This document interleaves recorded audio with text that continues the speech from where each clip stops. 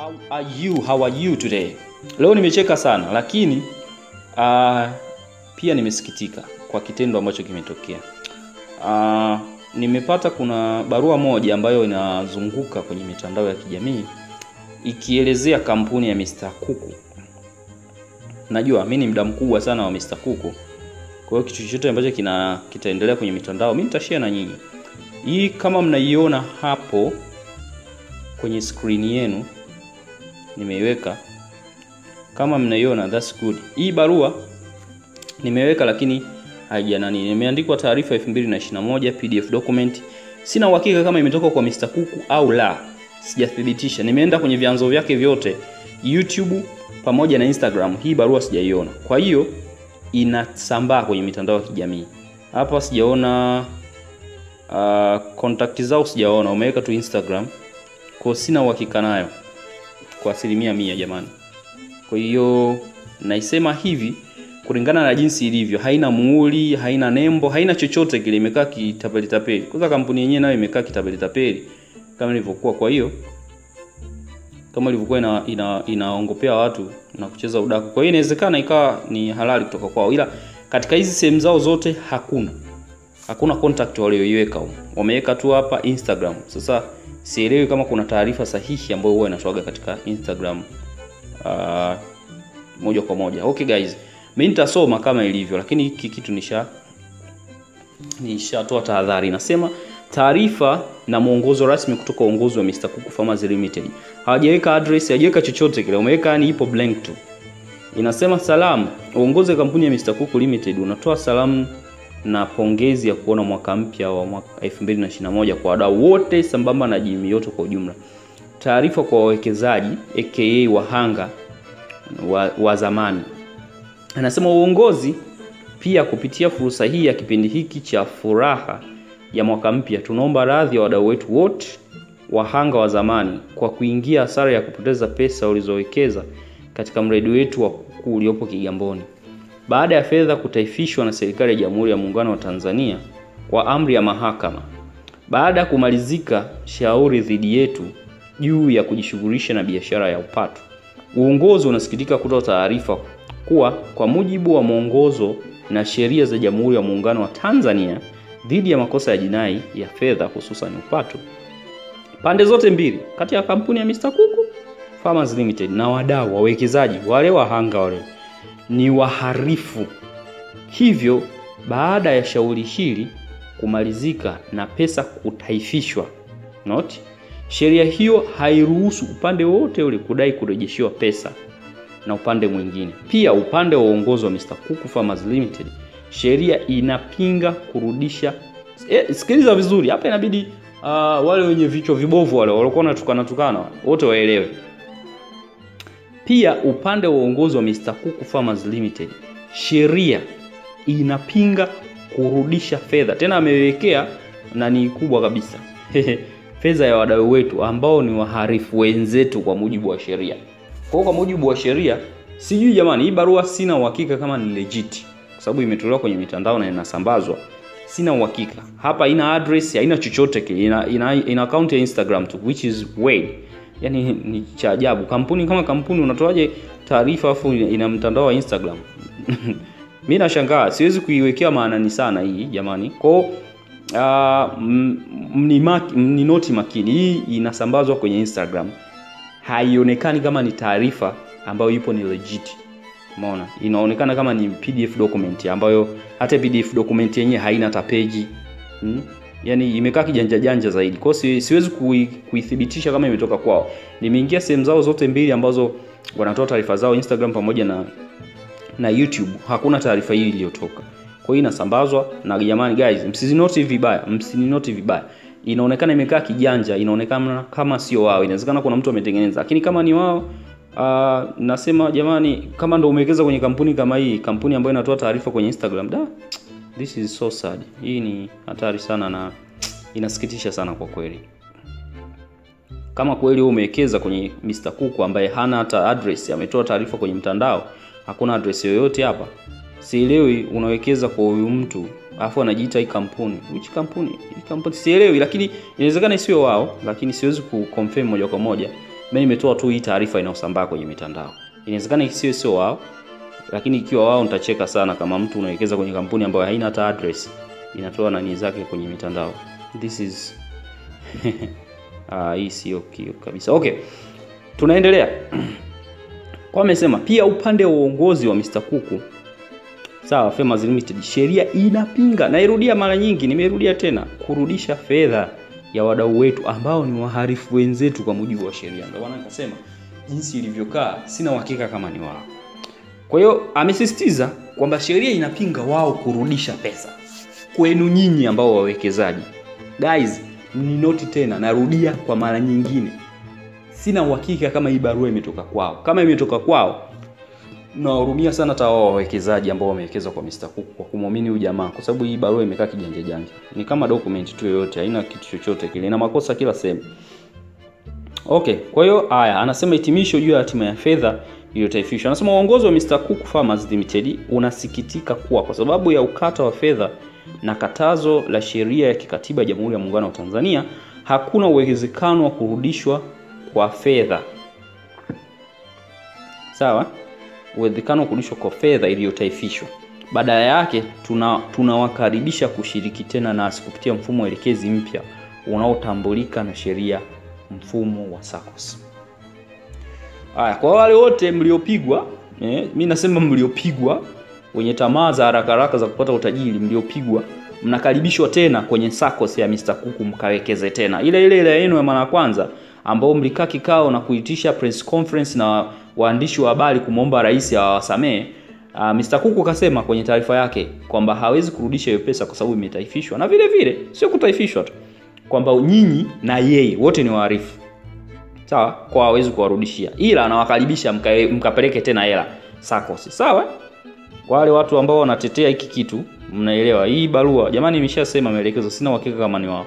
Haya, anasema mwelekeo wa kampuni na fursa ya biashara kwa muongozo na mfumo mpya. Anasema uongozo wa kampuni ya Mr. Kuku Farmers Limited tunatambulisha mfumo mpya wa SACCOS ili kukupa fursa ya kukuza na kuongeza chanzo cha mapato kupitia uwekezaji katika miradi ya ufugaji na kilimo kupitia SACCOS yetu ya Waafrika SACCOS chini ya usimamizi wa miradi na uongozi wa Mr. Kuku Farmers. Kama kawaida, yule mdau mtaalamu ametengeneza SACCOS nyingine. Kwa wadau mnakaribishwa kuja kuwekeza. Muda wa kushiriki na namna ya kujiunga na vigezo vyake. Ili kufahamu namna unavyoweza kunufaika na SACCOS yetu pamoja na miradi yetu, tafadhali tembelea ofisi yetu, ambayo ofisi ambayo haina address, iliyopo ofisi ya zamani ya Mr. Kuku Farmers. Ofisi ipo, haina address, ya maana yake haina sanduku la posta hii. Hii ofisi inabidi uende mwenyewe au upige simu au Instagram au kuongea kwenye magrupu yao. Kituo cha mabasi cha Big Stone Maweni, Mji Mwema Kigamboni. Ofisi zitakuwa wazi kuanzia tarehe hiyo hapo tajwa, muda kuanzia Jumatatu mpaka kuanzia saa 9:30 mpaka saa ameandika saa 5:30, hii saa 11. Kuanzia saa 3:30 asubuhi, kaandika Kiingereza na Kiswahili, hadi saa 11:30 jioni. Kwa taarifa zaidi endelea kufuatilia kwenye mitandao yetu ya kijamii Instagram. Nimeenda Instagram, hakuna chochote, hakuna taarifa yoyote kuhusiana na hii barua, hakuna taarifa yoyote kuhusiana na nani yoyote. Kwa hiyo hii kampuni yenyewe Mr. Kuku ya kitapeli tu imekaa, ndio maana. Kwa hiyo nyinyi ambao mnataka kuwekeza tena kwa Mr. Kuku, fursa hiyo imekuja. Haya, hitimisho. Narudi sasa. Jamani, nimeshatoa tahadhari. Sina uhakika na hii barua. Nimeenda kwenye vyanzo vyao wanavyodai wao, hawaja-update kitu. Kama waki-update baadaye, okay, that's fine. Na nimetoa doubt yangu kulingana na barua jinsi ilivyokaa.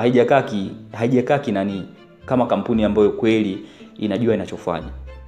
Kwa sababu kampuni haina address, haina chochote, haina nembo ya kampuni, haina chochote, yani imekaa tu, barua imekaa kijanja, afu barua inakuelekeza uende kwenye mitandao ya kijamii ya Instagram, which is stupid. This is stupid mzee. Kama ndo Mr. Kuku nyinyi mlioweka pesa zenu kwa Mr. Kuku, afu barua imekaa hivi kijanja, ni kama nilivyosema, sina uhakika kama ni wao. Hii taarifa sina uhakika nayo, japokuwa inasambazwa kwenye mitandao ya kijamii. Kwa hiyo hebu tuangalie katika kitu gani ambacho kimetokea mpaka sasa hivi.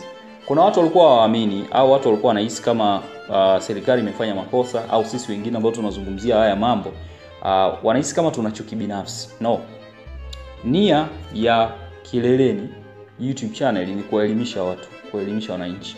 Mimi nimetoa video ya Cloud One Mimi nimewapiga hadi QNet. Nimwambia kabisa QNet ni kampuni ya pyramid scheme na Ponzi scheme, yani imejificha kama huyu jamaa alivyokuwa anafanya Mr. Kuku, kwamba mnatajisha watu wengine. Nyinyi watu wa chini wote hamtajiki. Watu wametukana sana nini. Video yangu zimetoka nyingi, baadaye Oli Sabaya ndo anakuja kutoa kauli kwamba hii kampuni ya kitapeli. Mr. Kuku huyu nilimtoa video yake muda sana, lakini juzi alivyoona mimi nikaelezea kuhusiana na Mr. Kuku. Ni kampuni ya pyramid scheme na upata. Hauwezi wewe ukaweka milioni 7 eti baada ya miezi minne unapata milioni 50. That's impossible mzee. Yaani ukiona hivyo kimbia. Watu wameniattack sana, wametukana sana. That's fine. Mimi sijali. Wale waliotukana wote ambao waliwekeza kwenye kampuni wakasema sio anabaniwa, haya. Sheria ndio imesema hivyo. Yeye mwenyewe amekiri.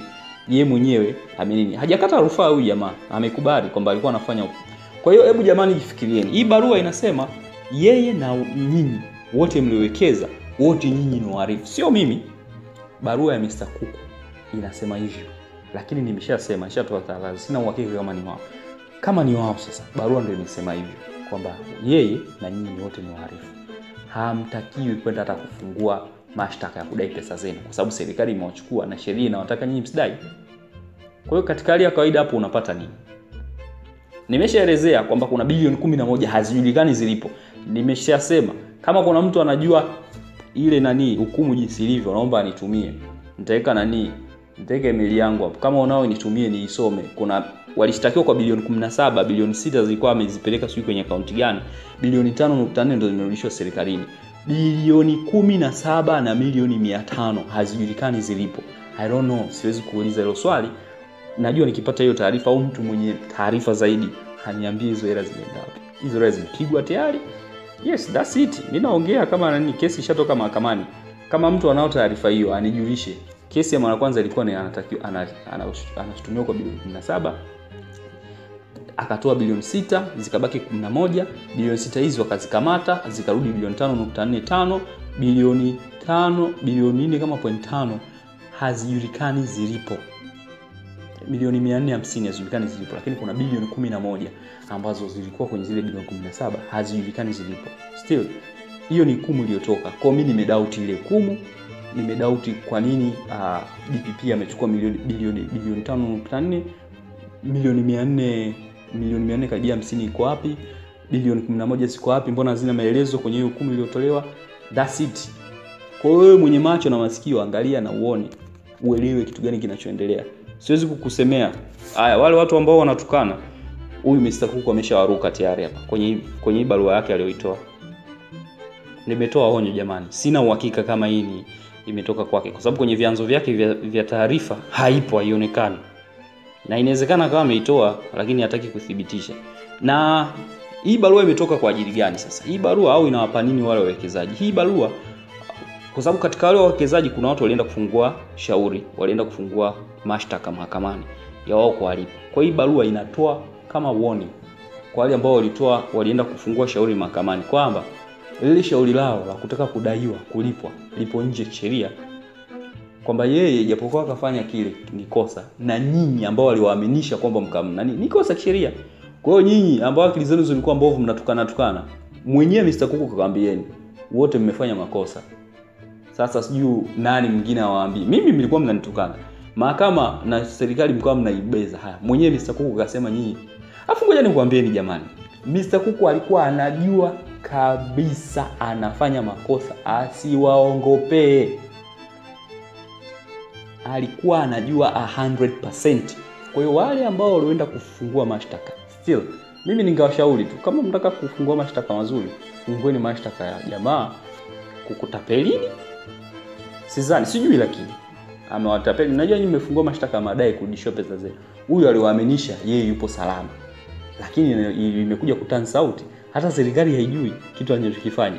Kwa hiyo alikuwa anafanya kitu ambacho kipo kinyume na sheria. Kwa hiyo mnachotakiwa kufanya ni kumfuata huyo, kuifungua kampuni kama kampuni, kuambia kwa kampuni imekuongopea, mshtaki. Ni walipe fidia kwa hasara ambayo mmeipata kwa sababu ya kuogopewa. Sasa sielewi kama atakubali kwa sababu katika barua yake alisema kabisa hata walipa. Kwa hiyo jiji wote mlopigwa zile hela kasema hawalipi, na wote mlofungua shauri lenu mahakamani imekula kwenu. Sio maneno yangu, maneno ya Mr. Kuku kulingana na hii barua na usambaa mtandaoni. Guys, hapa ndo inabidi muelewe hakuna ujanja janja kwenye kutajirika. Yaani hiko kitu hakipo. Ukitumia janja janja lazima utaumia. Kwani watu wengi wameumia kwa sababu gani? Kwa sababu kuna watu ambao walipata hela nyingi wakaenda kukopa tena ili warudishe pesa nyingi. Kwa mwisho wa siku pale ndo bubble limebasti. Na nimeshakwambieni kuna bilioni 11 hazijulikani, hata kwenye hukumu hazijaonekana. Kwa hiyo mtajua David alishasema inawezekana huyo jamaa wewe anaangalia video zangu. Nilimwambia kabisa kwamba inabidi aongee na masela wale wakubwa wanaojua system ili watusaidie. Sawa? Na nilishasema hela hairudi. Watu wakaniataki. Kuna watu wengine wakasema, "Oh, rais wetu anasikiza." Rais hawezi kuja kusikiliza upumbavu kama huo. Sheria inasemaje? Hawezi kusikiliza hata siku moja.